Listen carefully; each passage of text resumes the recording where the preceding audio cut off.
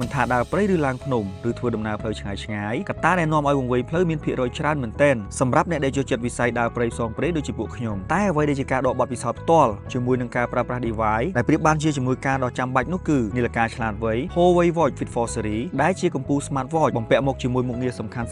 សម្រាប់ការដើរព្រៃនិងតាមដានសុខភាពរួមជាមួយនឹងអត្ថប្រយោជន៍ជាច្រើនទៀតដែលនឹកស្មានមិនដល់ជាមួយនឹងតម្លៃដ៏សមរម្យបំផុតតើហេតុអ្វីបានជាខ្ញុំចាត់ទុក Huawei Watch Fit 4 Series ជាជំនួយការពិសេសសម្រាប់ការដើរព្រៃនិងតាមដានសុខភាព1មុខងារកីឡា Huawei Watch Fit 4 Series បានបំពាក់មកជាមួយមុខងារ Offline Map ដែលជាផែនទីមិនចាំបាច់ត្រូវការប្រើអ៊ីនធឺណិតដើម្បីដំណើរការសម្រាប់មុខងារមួយនេះគឺល្អខ្លាំងមែនទែនចំពោះអ្នកដែលចូលចិត្តវិស័យដើរព្រៃឡើងភ្នំនិងបោះតង់មិនឲ្យវង្វេងផ្លូវនៅក្នុងព្រៃដែលមានមុខងារនាំផ្លូវត្រឡប់មកកាន់ទីតាំងដើមវិញពេលយើងវង្វេងផ្លូវមុខងារងូទឹកអាជីពរហូតដល់ជម្រៅ40ម៉ែត្រមុខងារ Wagon Go ដំបូងគេដែលបានបំពាក់នៅតារាងផែនទីនៅក្នុងប្រទេសកម្ពុជាយើងព្រមទាំងមុខងារកីឡាប្រហែល100ប្រភេទផងដែរ2ការរចនាម៉ូដចំពោះ Huawei Watch Fit 4 Series ដែលបាន design ជាមួយនឹងរូបរាងប្រណិតបែប fashion តូចតាន់ដែលធ្វើពីដែកផលិតយន្តហោះ Titanium កញ្ចក់ធ្វើពីត្បូងកណ្ដៀង Sapphire ដែលអាចការពារនឹងការធន់សឹកផ្សេងៗចំពោះអេក្រង់ធំរហូតដល់ 1.82 អ៊ីន AMOLED ពណ៌ដិតល្អរហូតដល់ 3000 nit ដែលអាចឲ្យយើងប្រើនៅក្រោមពន្លឺថ្ងៃបានយ៉ាងច្បាស់ល្អចំពោះ Huawei Watch Fit 4 Series គឺមានទម្ងន់ស្រាលខ្លាំង